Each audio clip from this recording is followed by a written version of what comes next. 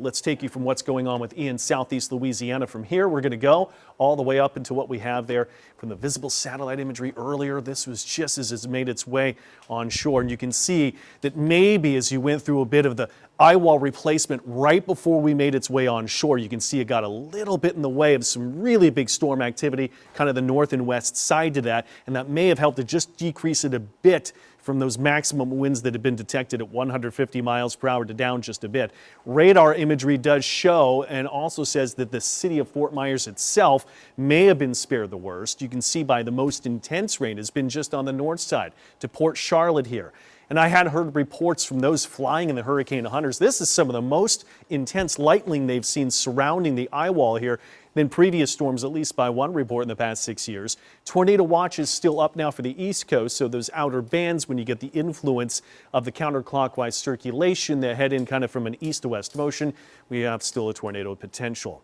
140-mile-per-hour winds, the weakening will occur to still be a Cat 1 hurricane late tonight, early to morning as it makes its way into near Orlando right here.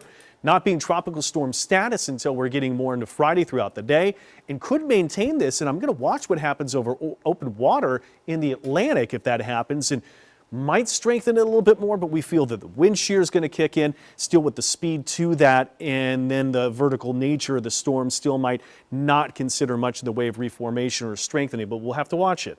We still have many alerts, tropical storm warnings, hurricane warnings, even for the effect of the northeast part of Florida that we can see. Our computer forecast shows that this is going to Orlando, slowing down, but then getting out to sea. Then the entire East Coast, all the way from the mid-Atlantic to the New England states, have to deal with this as the storm turns just to an ordinary storm.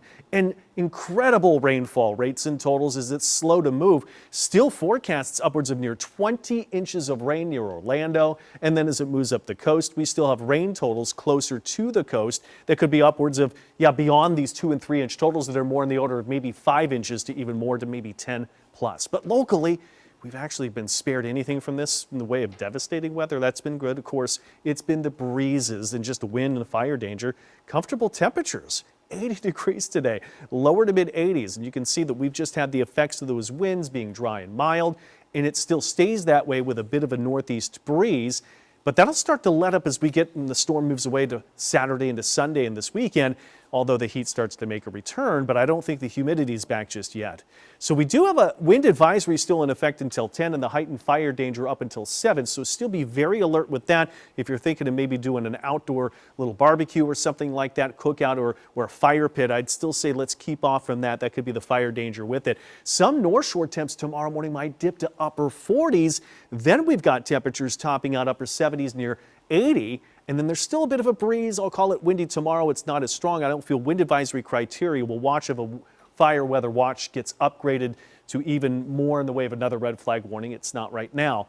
Temperatures start to creep up, though, as we go from Friday into Saturday and through next week as those breezes start to ease. But we don't still have any chance of rain in the forecast. And you see a 10% chance way in the future, so it's a long ways away. But still, we've got all the latest from what we're tracking with Ian, still from Florida, and keeping our hearts and thoughts and prayers to all the people affected by that there.